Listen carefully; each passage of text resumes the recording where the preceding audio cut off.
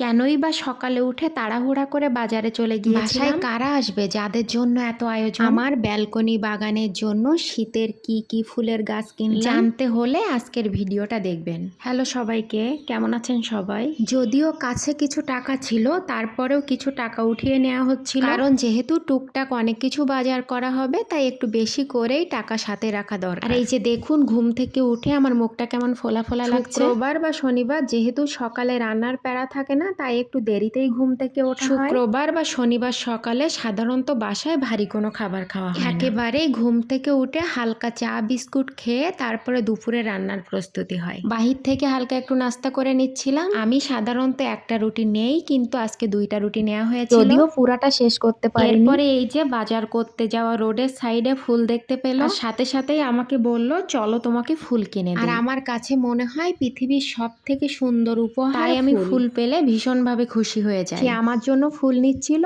আর আমি ছোট ছোট কিছু ভিডিও ক্লিপ নিয়ে নিচ্ছিলাম। আর এই যে রাস্তা দিয়ে যাওয়ার সময় কিছু শীতের ফুলের গাছ দেখলাম। বাজার করতে যাচ্ছি, ফুলের গাছগুলো এখন কেনা সম্ভব না, তাই ভাবলাম বাজার করে ফেরার সময় নিব। এই যে এখানে আমরা মাছ দেখছিলাম, এই মাছের বাজারটা অনেক বড় এবং এখানে অনেক ভালো কোয়ালিটির মাছ পাওয়া যায়। আমরা এখানে আসার পরে যত কয়দিন মাছ কিনেছি প্রত্যেকটা দিন মাছ অনেক ভালো, তাই আমাদের কখনো মাছ কেনার দরকার হলে বাসার সাইডের মার্কেট থেকে মাছ না কিনে এখানেই চলে যায়। এখানে কয়েকদিন আগে 5 কেজি ওজনের একটা কাতলা মাছ নিয়েছিলাম, সেটা অনেক বেশি ভালো হয়েছিল। আজও ভাবলাম এখান থেকে একটা কাতলা মাছ নিয়ে নেই। কাতলা মাছ একটু বড় হলেই খেতে অনেক বেশি মজা লাগে। আর এই যে এখান থেকে আমরা পার্শে মাছ নিয়ে নিচ্ছিলাম। আমাদের খুলনা বিভাগের মানুষগুলা জানে পার্শে মাছ খেতে কতটা বেশি মজা হয়। এই সময়ে পার্শে মাছের অনেক বেশি তেল থাকে, তাই খেতেও অনেক মজা লাগে। মাছগুলা সাইজেও অনেক বড় ছিল, যদিও ভিডিওতে সেটা বোঝা যাচ্ছে না। তারপরে এই যে আমরা আরো ঘুরে ঘুরে একটু মাছ দেখে নিচ্ছিলাম,